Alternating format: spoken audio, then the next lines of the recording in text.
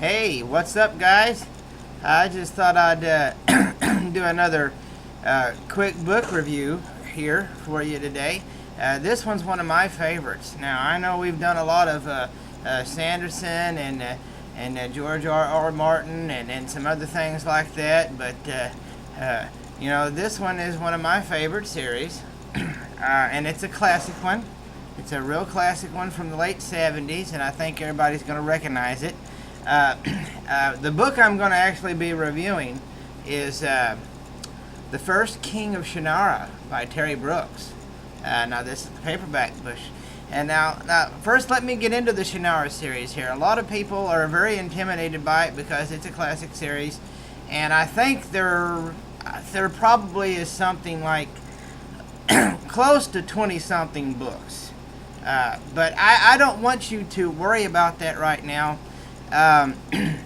Because it can, like I said, once you look at the whole mountain, sometimes it can seem, hey, a little insurmountable. But listen, if this idiot can manage to find a way through this sucker, and let me tell you, about 4 or 5 years ago, I didn't think there'd be any way that I'd be reading books like these, much less, even understanding what in the blazes is going on. So I'm going to try and come at this thing, kind of in layman's terms, because that's probably the only thing I understand. Okay, I enjoy them, and I was able to find out what's kind of going on in these things, and that's another reason why I started the YouTube deal, was because a lot of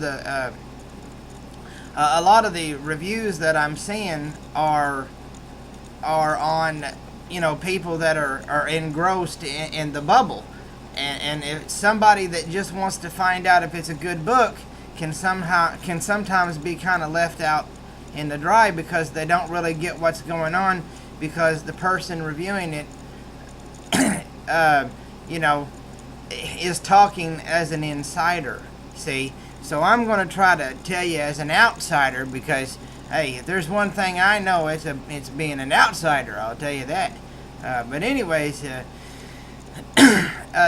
this one right here, okay, I don't want you to be thinking about any of the other books or any of this right here. Let me get you started here, just a basic overview of the world that Terry Brooks has started for us, okay? So that we don't get confused and everybody here is on the same page, and so that the average person wanting to pick up a book by Terry Brooks can kind of figure out and think, hey, I might want to try that one out. Okay, the First King of Shannara is a prequel book to the original trilogy of Shannara Trilogy book series that came out in the 70s.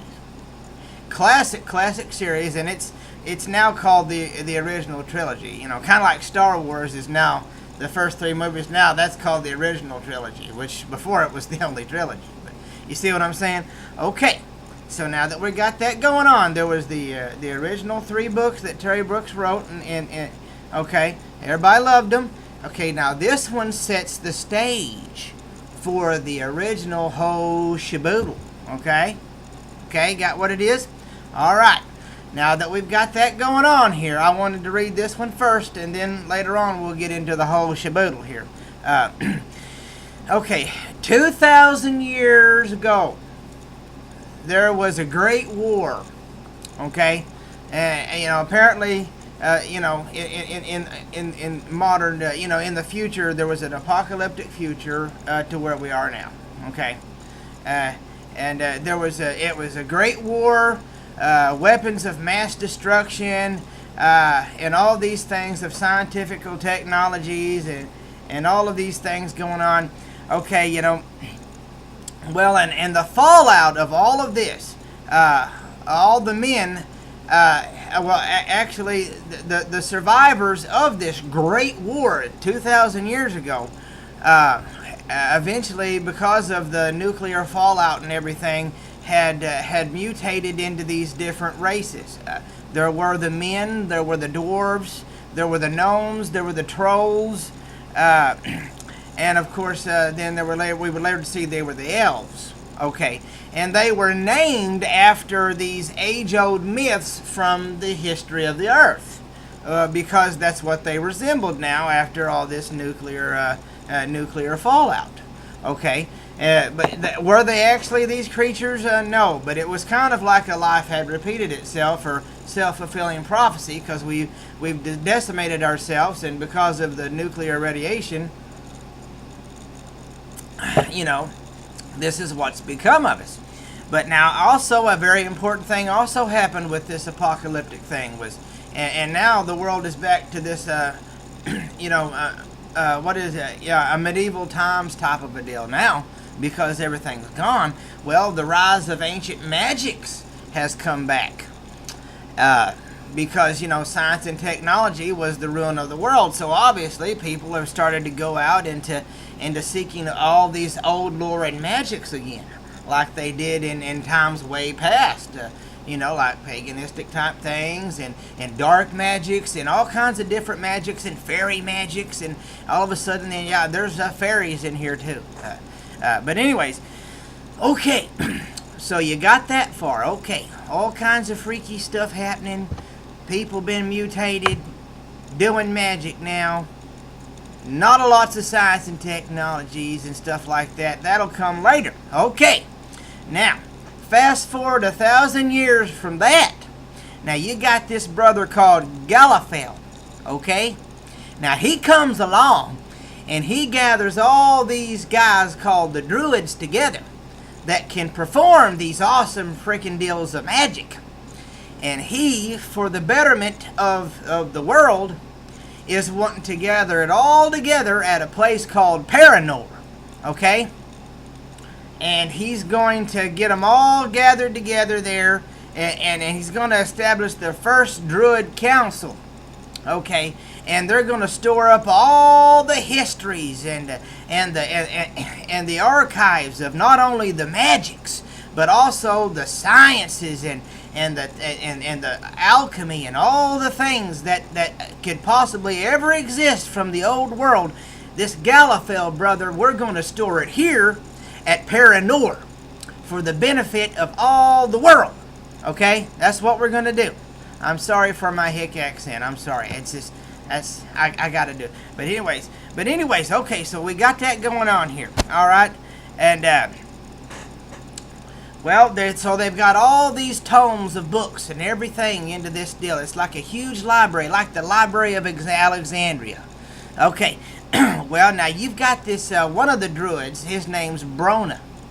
Okay, well, now this don't sit, now, over time people think, well, now I think we should be focusing on magic.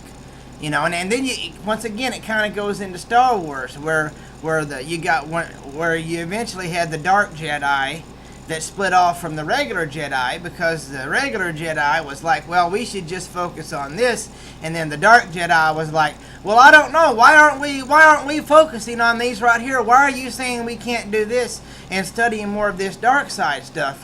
Why are you saying we can and hindering us? Well, that's the same thing that was going on at Paranor. Okay, you had your regular Druids that said, hey, no, we're just going to do this. Okay, and all this other dark magic, we're just going to focus on sciences and stuff. We're not going to focus on some of these other things, because that's part of what the reason got us here in the first place. Well, this Brona guy, he says, well, no, we need to focus on magic, and we don't need all that stupid science and bull crap, because you won't need science and crap if you've got magic, because all this magic, whether it's dark or not, it's not really magic, and everything else is not dark anyways, right? Because all it is discovering who we are, and to hinder it is to hinder what we're supposed to be doing anyways. We should be leaping new bounds and not being confined to these bodies and having to die and all this stuff. Well, of course he was like, hey, they were like, hey, you get out of here, buddy, but anyways, like I said, so Brona, he takes this tomb called the Edach. It's a magical tomb, and all the followers that agreed with him fled.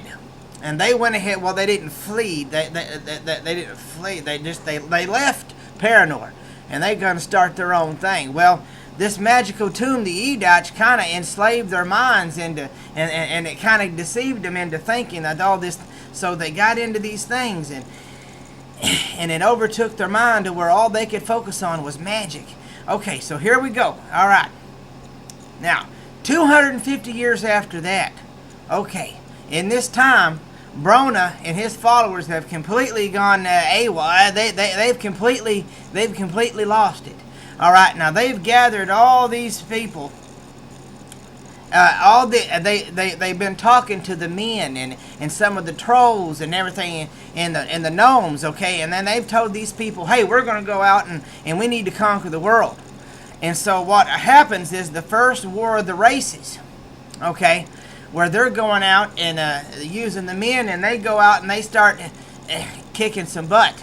And this guy, and he's trying to, destroy the druids, and he's trying to take over the world and using all this dark magic, and he's become this sorcerer guy that, people are trying to stop. Well, eventually, now I'm not going to I don't want to ruin it for you, eventually he is stopped. Okay, now this is all leading up to the book I'm about to do. Okay, and then the druids, being so ashamed after this happened, eventually split up the four races into the four different lands.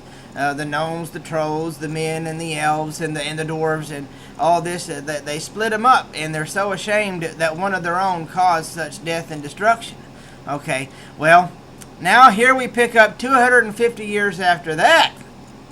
And this is where the first king of Shannara takes effect. Okay, now this guy by the name, this druid that's kind of an outcast, he finds out his name is Bremen. Now he finds out through devices and using the druid sleep and things like that that's prolonged his age, that he is pretty confident that Brona has not only survived, but that he is back at full force. And this thing causing havoc to the north is the rumors are true that Brona has returned from 250 years ago. He's come back, and he is this guy called the Warlock Lord. And the Warlock Lord and Brona are the same guy. The Bremen is convinced, and so he sets out with his companion, that Kenson Ravencloak. That this guy's really cool. That's a Borderlander. To see about going and confirming what this is. So he uses his druid sleep and going into these things. Of course, now that has a cost to him. He goes in there and he finds out, is Brona and the Warlock Lord the same thing? So anyways, they set out to find it out, and they go in the Valley of Shell, which is really cool because this is a deal where they can speak to the spirits of the dead, and he summons them using the druid magic to talk to the spirits of Galifel and all these things to figure out what he needs to do, and Galifel shows him these visions, and then of course they have Tay Trimford that comes forward, that he's also an elf, and then you have the dwarf Riska. He's awesome. You gotta love him. All of these guys are gathered together for this mission, and then Bremen is shown this vision of what's going to happen. About 4 different visions. Not only a vision of him and a little boy, which kind of preludes into the Sword of Shannara, which is the first book in the original trilogy, but we don't want to get ahead of ourselves. And then obviously. It's told about a talisman that needs to be forged, the Herald Dune, the symbol of the ancient Druid Council, needing to be forged into a weapon that can be used against the Warlock Lord in order to beat him, and what he needs to do, and also a vision about an elf stone. And all these things that needs to be done. And then also different characters come into this thing. Marith, I really like Marith's character and how that develops over the deal.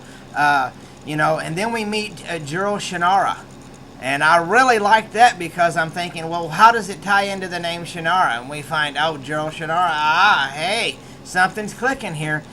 So then we find out about him and what is his destiny. what happens to him and his friends as they go about this quest to they gotta find the Black Elf Stone. Where is it? How do they find it? They've got to somehow make this weapon. What is the weapon? How do they use it? And once they do get it right, how do they use it to fight the Warlock Lord? Who wields it once they do define how to find it? And everything else. And like I said, some awesome characters. Preya, she's great.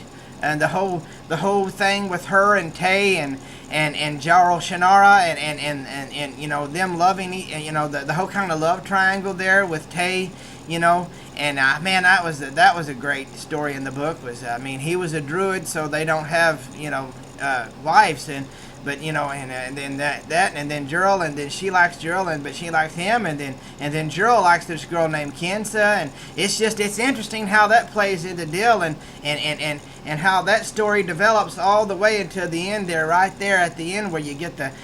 This is a great book, and it sets up perfectly right into the original trilogy of the Shannara Trilogy books.